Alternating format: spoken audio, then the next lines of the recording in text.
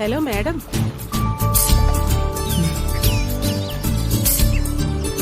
എന്താണ് മാഡം, രാവിലെ എഴുത്ത് തുടങ്ങിയോ?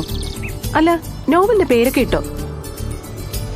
നിന്നോട് ഞാൻ പല തവണ പറഞ്ഞിട്ടില്ലേ എന്നെ മാഡം ഒന്നും വിളിക്കരുതെന്ന്. സോറി, എത്രയൊക്കെ പറഞ്ഞാലും ഞാനതങ്ങ് മറക്കും. പണ്ട് ഒരുപാട് വിളിച്ച് ശീലിച്ചതല്ലേ. അതിനിപ്പം ഞാൻ ആർടെക് സൊല്യൂഷനിലെ സ്റ്റാഫും നീ എന്റെ ഫ്ലാറ്റിലെ ജോലിക്കാരിയും അല്ലല്ലോ. എന്നെ നമ്മൾ അവിടം വിട്ടോ അന്ന് മുതൽ ഞാൻ നിന്നോട് പറയുന്നതല്ലേ എന്നെ മാഡം ഒന്ന് വിളിക്കരുത്, യാമിനി എന്ന് വിളിച്ചാൽ മതിയെന്ന്. ശരി ശരി ശരി, യാമിനി. ഓക്കെ. അല്ലടോ, താനെന്താ പത്മരാജൻ ഫാനാ? മൊത്തം ഒരു പ്രണയമയം. കൂട്ടിന് KR മീരയും ഉണ്ടല്ലോ. അല്ല, എന്താ എഴുത്ത്? 20 ദിവസമായി ഊണും ഉറക്കവും ഇല്ലാതെ തുടങ്ങിയതല്ലേ? എവിടെ എത്തി? നിന്റെ ഭാഷയിൽ പറഞ്ഞാൽ ക്ലൈമാക്സ് ആവാറായി. പക്ഷേ ക്ലൈമാക്സിലേക്കുള്ള ലീഡ് കിട്ടുന്നില്ല. ഓഹോ.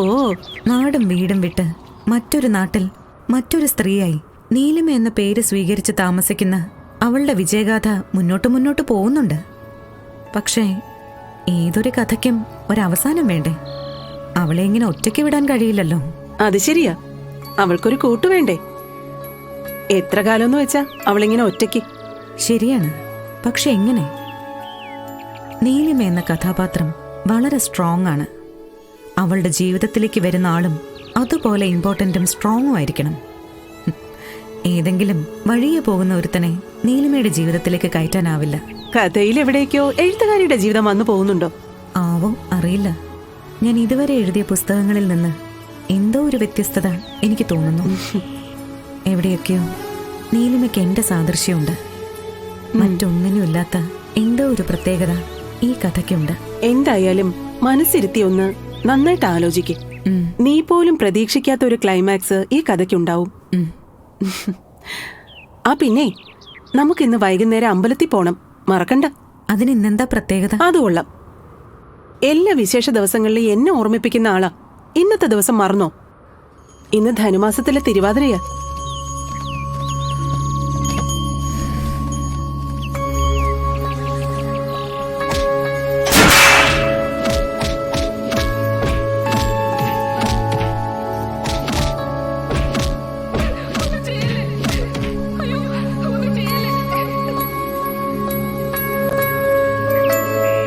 ഏയ്, എന്താ ആലോചിക്കുന്നേ? ഒന്നുമില്ല. എന്നാ ഞാൻ പറഞ്ഞത് മറക്കണ്ട.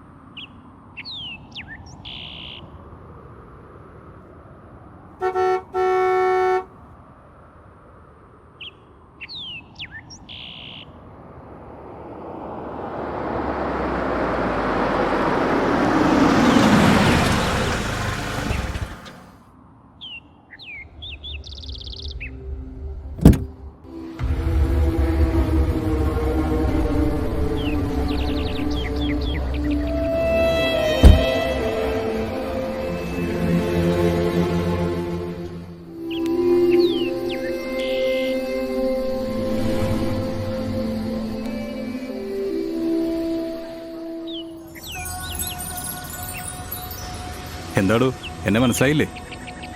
കളിയാക്കുക? വർഷങ്ങൾക്ക് ശേഷം എന്നെ കാണാൻ വന്നിട്ട് എങ്ങനെയാണോ ചോദിക്കുന്നത്? അല്ല, എന്റെ ഭാവവും രൂപമെല്ലാം മാറിയില്ലേ, അതുകൊണ്ട് ചോദിച്ചതാ. വർഷങ്ങൾക്ക് ശേഷം തമ്മിൽ കണ്ടുമുട്ടുന്നവർക്ക് ഒരു മടിയും കൂടാതെ ചോദിക്കാൻ കഴിയുന്ന ഒരു ക്ലീഷേ ഫോർമാലിറ്റി വേർഡല്ലേ ഇത്? ഫിലോസഫി കൊള്ളാം, ബട്ട് അതാണല്ലോ റിയാലിറ്റി. ആയിരിക്കാം. അതെന്താടോ ആയിരിക്കാമെന്നൊക്കെ? തൻ്റെ പുസ്തകം വായിക്കുന്ന വായനക്കാരുടെ മനസ്സ് പിടിച്ച് കുലുക്കുന്ന ഒരു എഴുത്തുകാരി വാക്കുകൾക്ക് വേണ്ടി എൻ്റെ മുന്നിൽ പതർന്ന പോലെ. എഴുത്തുകാരി ഒരു സ്ത്രീയല്ലേ? അവളുടെ ഉള്ളിലും പതറാനും വേദനിക്കാനും സന്തോഷിക്കാനും കഴിയുന്ന ഒരു മനസ്സില്ലേ? അങ്ങനെയുള്ള എഴുത്തുകാരിയാണോ 20 വർഷങ്ങൾക്ക് ശേഷം തന്നെ കാണാമെന്ന കളിക്കൂട്ടുകാരനെ ഇങ്ങനെ പുറത്തു നിർത്തി സംസാരിക്കുന്നത്? അയ്യോ സോറി, കണ്ട എക്സൈറ്റ്മെന്റിൽ ഞാനത് മറന്നു. വാ വരൂ.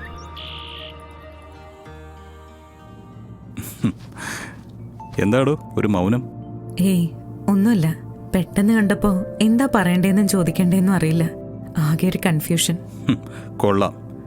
ഞാൻ നേരത്തെ പറഞ്ഞ പോലെ പ്രേക്ഷക മനസ്സിനെ തൻ്റെ ഉള്ളം കൈയിലിട്ട അമ്മാനമാണെന്നൊരു എഴുത്തുകാരിക്ക് വർഷങ്ങൾക്ക് ശേഷം തൻ്റെ കളിക്കൂട്ടുകാരനെ കണ്ടപ്പോൾ പറയാൻ വാക്കുകളില്ല.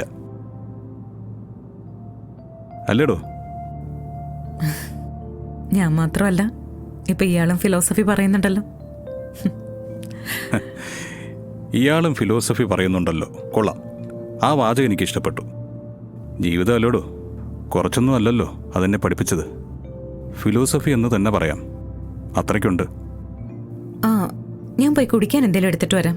അല്ലെങ്കിലേ വർഷങ്ങൾ കഴിഞ്ഞു വന്ന കൂട്ടുകാരന് ഒന്നും തന്നില്ല എന്ന് പറഞ്ഞ് ഇയാളെന്നെ കളിയാക്കും. ഞാനിപ്പോ വരാം. ഹലോ, ആരാ കക്ഷി? അത് അനന്തൻ. തന്റെ പഴയ കളിക്കൂട്ടുകാരൻ. അല്ല, നീ ഡ്രസ്സൊക്കെ മാറി എങ്ങോട്ടാ? തന്നോട് ഞാൻ പറഞ്ഞല്ലേ വൈകുന്നേരം അമ്പലത്തിൽ പോണോന്ന്.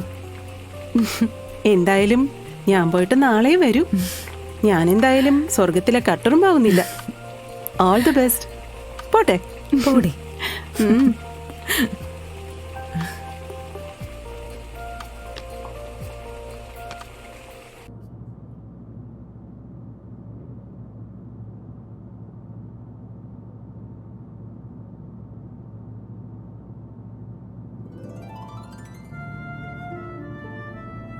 നിലാവ് പുതുച്ചുറങ്ങുന്ന പുഴയെ ഉണർത്താതെ അയാൾ കൊതുമ്പ് വെള്ളം കടവിലേക്കടുപ്പിച്ചു. ഉറച്ച കാൽവെപ്പുകളോടെ പൊളിഞ്ഞ കൽപ്പടവുകൾ ചവിട്ടിക്കയറുമ്പോൾ മൂന്നാം കൽപ്പടവിൽ താൻ ഇപ്പോഴും കാത്തിരിപ്പുണ്ട് എന്ന അടയാള സൂചകമായി അടയാള പുഷ്പം, ഒരു മന്ദാരപ്പൂവ്. അയാൾ അത് ലക്ഷ്യമാക്കി നടന്നു.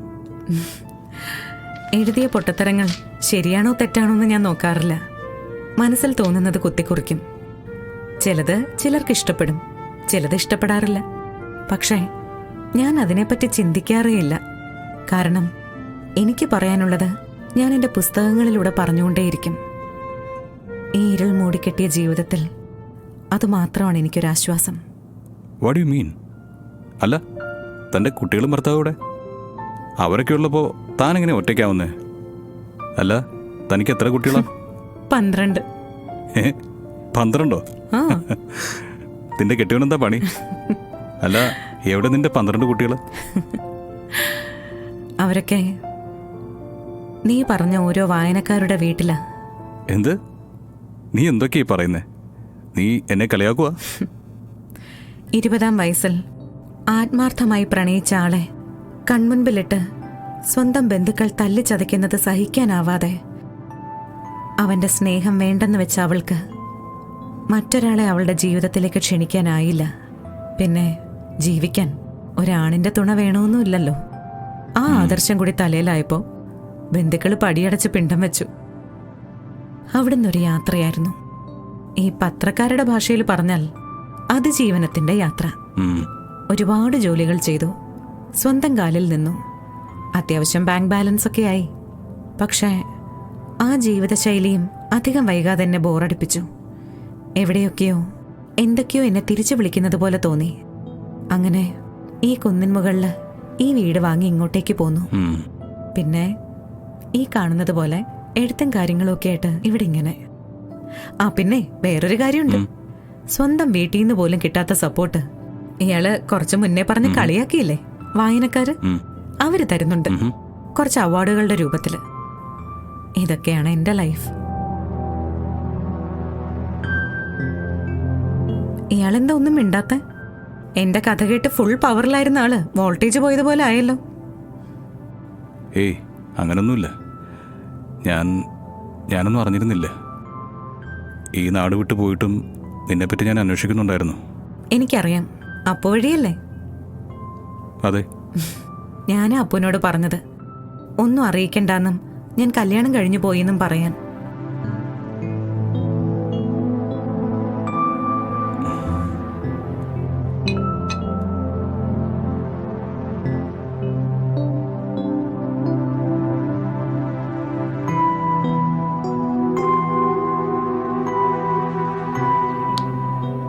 എന്താ, എന്തു പറ്റി?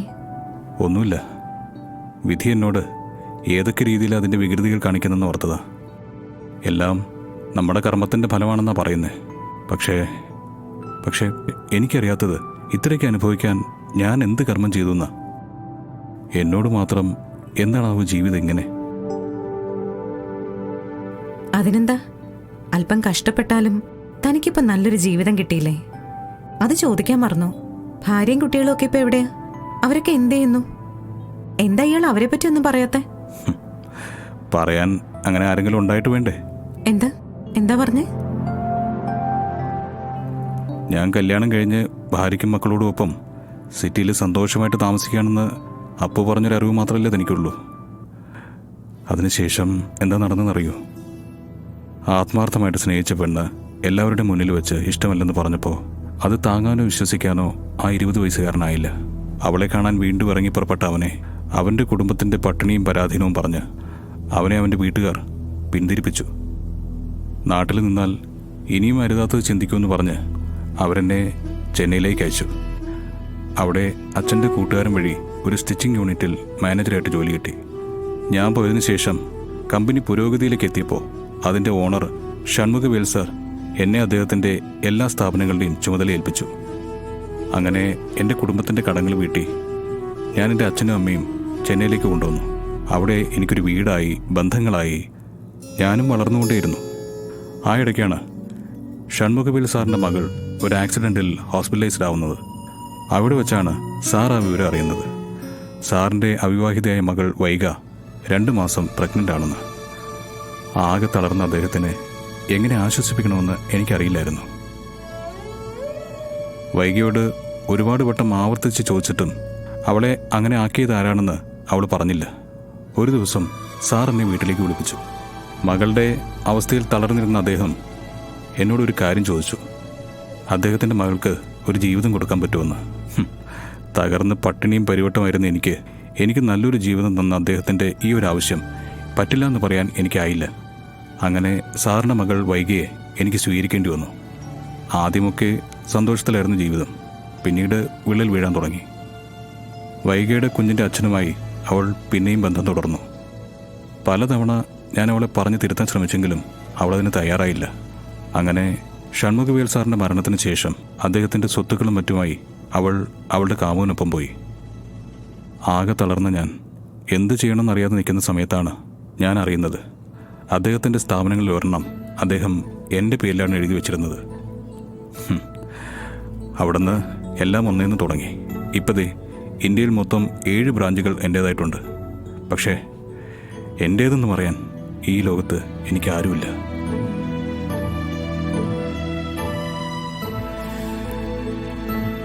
അല്ല, എൻ്റെ വോൾട്ടേജ് പോയെന്ന് ചോദിച്ച ആളാണോ ഇപ്പം ഇങ്ങനെ ഓഫായി നിൽക്കുന്നേ? അങ്ങനൊന്നുമില്ല. താൻ പറഞ്ഞതൊക്കെ കേട്ട് നിന്നപ്പോ അല്ല, തൻ്റെ അച്ഛനും അമ്മയും മരിച്ചു. ഞാൻ വെറും വാക്ക് പറഞ്ഞതല്ല എനിക്ക് ഈ ലോകത്ത് ആരുമില്ലെന്ന്. എടോ, നല്ല വിശപ്പ്. നാടൻ കറികൾ കൂട്ടി ഊണ് കഴിച്ചിട്ട് ഒരുപാട് നാളായി. എന്തെങ്കിലും ഉണ്ടോ കഴിക്കാൻ? പിന്നെന്താ, പോയി കൈ കഴുകി വാ.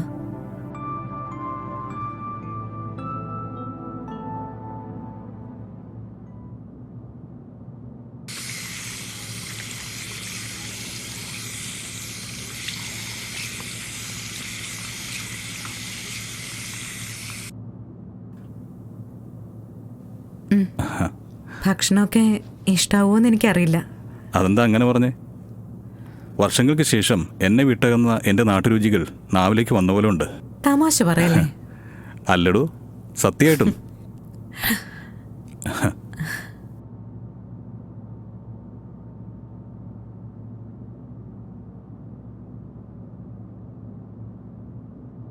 ഞാനൊരു കാര്യം ചോദിച്ചോട്ടെ?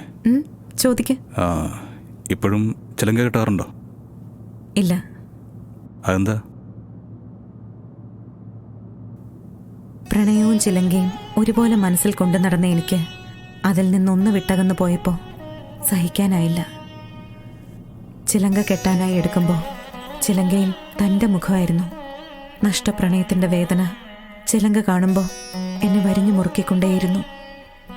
20-ാം വയസ്സിലെ തിരുവാതിര ദിവസത്തിൽ അവസാനിച്ചതാ എൻ്റെ മനസ്സിൽ ചിലങ്കയുടെ സ്ഥാനം. മയ്യഴിപ്പുഴയുടെ മാറത്ത് ഇപ്പോഴും ഒന്ന് ചികഞ്ഞു നോക്കിയാൽ കാണാം ആ ചിലങ്ക. ഏയ്,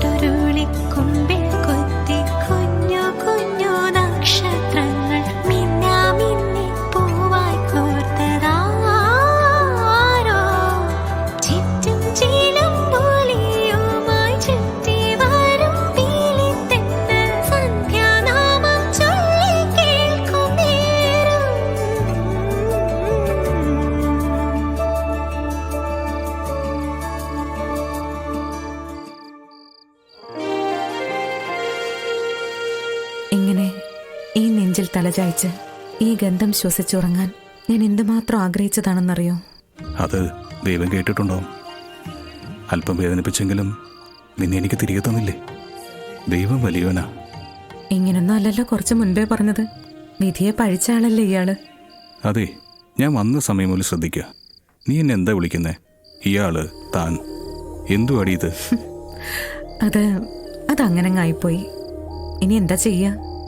എന്ത് ചെയ്യാൻ? പണ്ട് എന്നെ എന്ത് വിളിച്ചിരുന്നോ അതങ്ങ് വിളിച്ചാ മതി. മതിയോ? ഇനി അടുത്ത് വാ. തടിയാ? തടിയാന്നോ? നിന്നെ എന്തേ?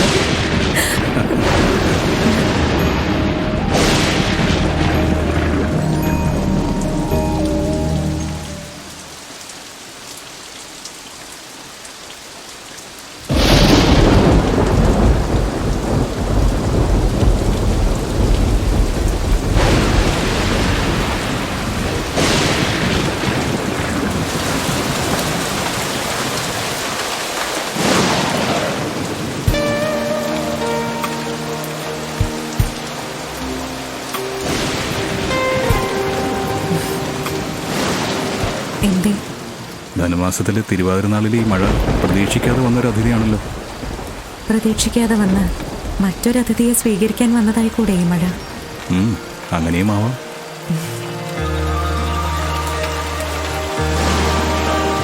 ഇപ്പൊ ഈ മഴയ്ക്ക് പ്രണയത്തിന്റെ ഗന്ധമുണ്ട്.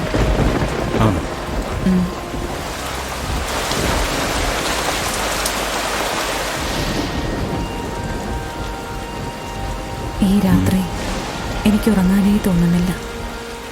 എന്നെ വിട്ടകന്ന എൻ്റെ ജീവൻ എനിക്ക് തിരിച്ചു കിട്ടിയതുപോലെ ഇനി ഒരിക്കലും ആ ജീവൻ എന്നെ വിട്ടു പോകാതെ.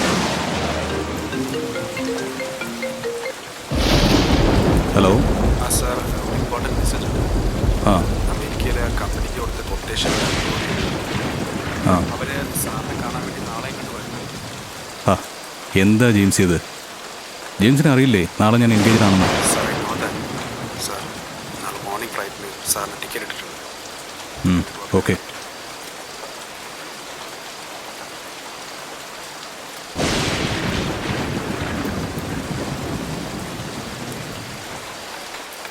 പോണല്ലേ?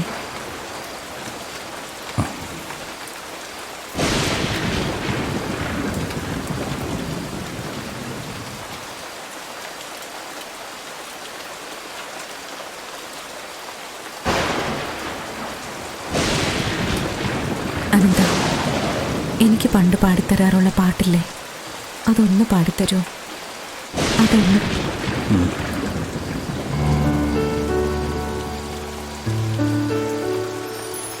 ദേവദാരു പൂത്തോ എൻ മനസ്സിൻ താഴ്വരയിൽ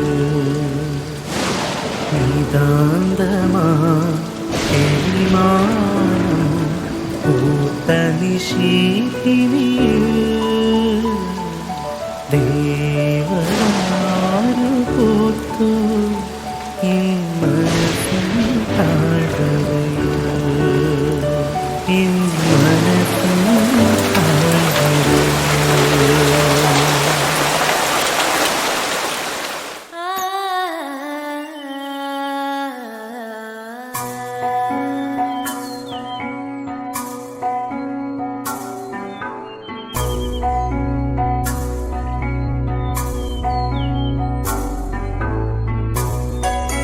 അനന്ത, എന്തേ? ഒന്നുമില്ല. ശരി.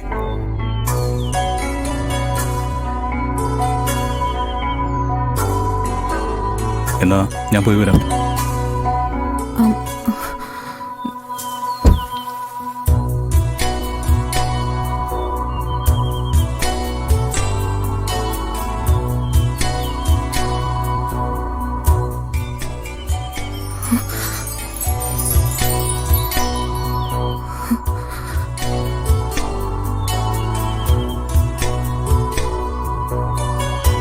പോരുന്നു.